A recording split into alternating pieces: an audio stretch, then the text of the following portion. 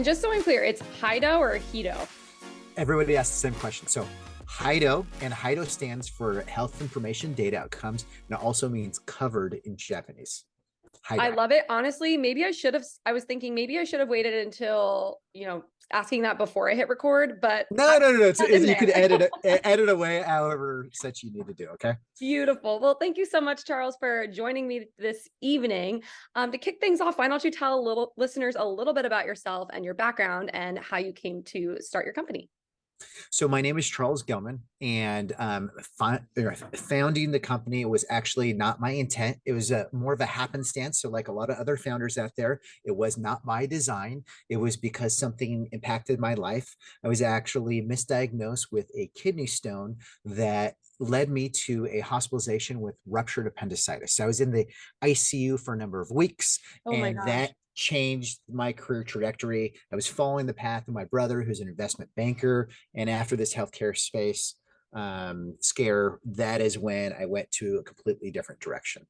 Wow. Wow. So just to get a little bit more background about you, I mean, first of all, thank you so much for sharing. I'm sure that must have been a really difficult, time in life, and also what an interesting and unique pivot point. I'm interested to hear about your background itself. You were on this path to investment banking, and obviously you had this healthcare scare that really helped open your eyes to a big hole in the industry. So I'd love to hear a little bit more about that. Yeah, so my background, I have a master's in clinical informatics from UC Davis School of Medicine, and it's really in data science. Mm. So statistics, understanding, and connecting the dots and putting the different pieces of the puzzle together so they make sense. Healthcare, generally is a lot of abstract ideas and people in different disparate places trying to piece it together. And that is the system that we currently live in, which is a 4 trillion plus market, about 20% of the GDP. And that gathered my interest from a data science perspective. And I've really jumped into technology to try to understand, could we potentially create a blueprint for health? And Okay. that's what I'm most interested in doing. Exactly. So, what problem did you initially identify within that healthcare blueprint? And how did you aim to solve that problem or problems? Yeah, so based upon my research, I was trying to figure out the best possible outcomes, and that's predicated upon three pillars of health. One is nutrition and diet. Two is exercise and mobility. And the third one, if you struggle with the first two, it really comes down to medications. Mm. And when you start to unpack the medication component, is there a data set from a researcher perspective that we can get to understand whether or not people are taking the medications? And that was the foundation that really got me down this rabbit hole that I endured. So, but for listeners that aren't familiar with your product, tell me a little bit more about HiDo, and how it is addressing that challenge in the medical space or in the medicinal space. Yeah, so HiDO is an AI assisted robotic device that lives at your home. It automates the process of medication delivery and dispensing. So you walk up to the unit, it uses Face ID to unlock, it dispenses your medications according to dosage, frequency, and pill count. And then we do a medication recording to ensure that you're taking your medications as prescribed by your nurse or your physician. So right now, what's happening is really a black hole at the home. So if you start thinking about the millions of patients with chronic disease, nobody really knows what's happening. You Mm. know what's happening in the hospital or the clinic within a sterile environment where you have a nurse, you have a doctor, you have a pharmacist, you have all these resources. But the second you leave there, 99.9% of your time is spent at home. And most of those folks, they either rely on their family or their loved ones or caregivers. And what you get is variability amongst all of these different households. And that creates a huge challenge. Certainly. And then, if you have a tool like your own that can effectively, I don't want to say necessarily replace a healthcare provider, but in a lot of ways, it can enhance their capabilities just by having that, 24/7 access.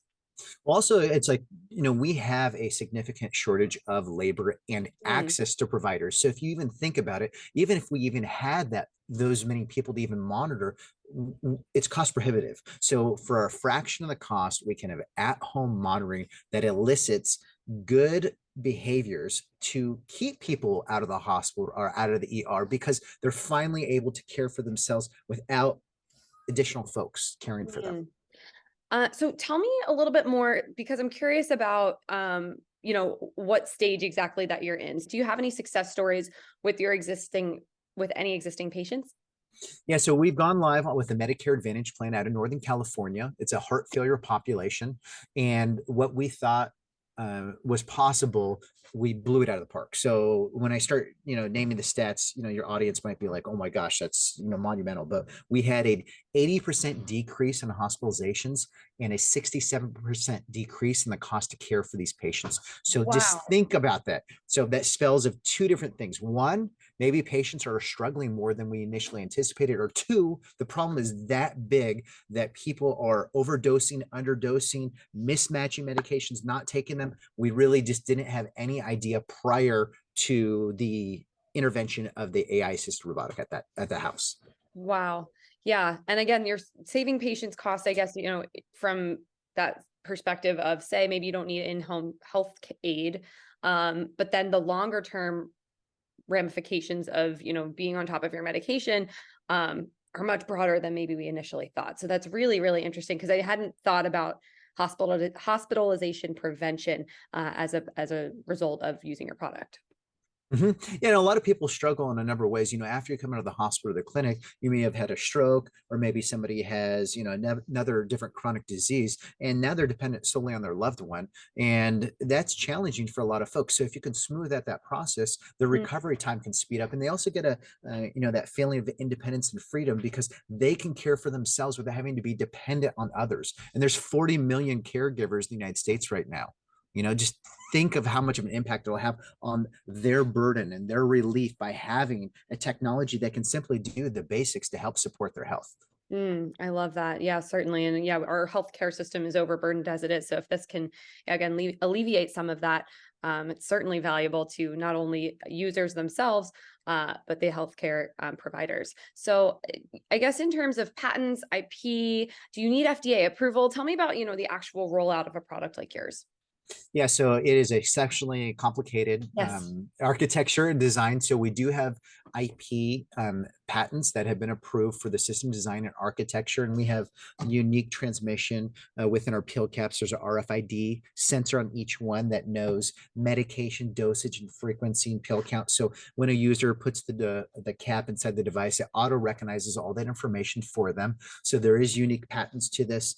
In addition to that, the startup that we founded about 5 years ago, we've raised some funding, some seed funding, and have a number of different NIH grants, but we're looking to raise a Series A potentially in the next 6 months. Wow, that's very exciting. Yeah, certainly, makes it more capable for you to roll out your product to a wider audience. So that's definitely exciting. And I guess that maybe answers my next question, but do you have any other growth plans for the future? What do you see ahead for HiDO?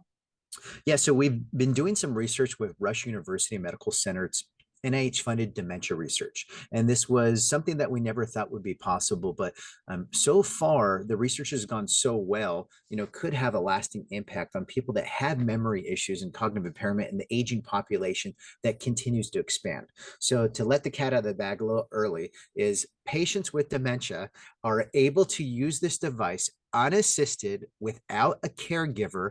They've had caregivers together at the study, and they've just watched them. They set it up, they dispense it, and every single time they're doing it without any assistance. So think of the implications from not just the United States, but worldwide, if Yeah, people are able to do this on their own. that is so incredibly exciting. Do you know, I guess, what the patient population count would be for patients with dementia in the United States? Can you say that one more time? I believe, and somebody's going to have to We'll fact check fact me on check you. this one. Yes, I think it's about 4 to 5 million patients, but Wow. someone's going to have to double check on that number. That's fantastic and so exciting. So I'm rooting for you all the way. I'm super excited to, see where things go with HiDO. Who knows? I mean, I hope that I don't need to have one in my home ever, but maybe someday I'll be using your product. But I'm curious to hear, I know we talked about growth for the future. What, sort of challenges have you faced in getting to the stage that you're in today? And how have you kind of addressed those? Yeah, I think the number one item that I focus on is really building that solid team around me folks that are smarter around me that can get us to the point, to the milestones that are needed in order to accomplish what we have put within our mission, our vision with our investors. So it's really about, setting the team up for success and be able to fall forward, fall into those milestones to make sure that we're able to be successful for our patients, most importantly, first and foremost, but secondarily, ensure that there's a marketplace that will receive this type of technology and embrace what we're trying to accomplish. Awesome, Charles. Well, I love that. Thank you so much for sharing. One last fun question before we go. What is your favorite health activity to participate in?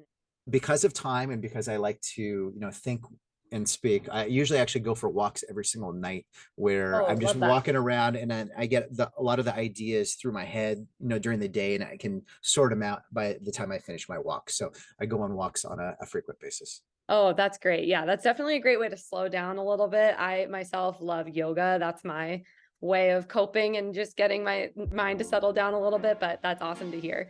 But again, thank you so much, Charles, for joining me. I really appreciate your time here, and I can't wait to share our conversation with listeners. Thank you so much, Victoria, for having me. Appreciate it.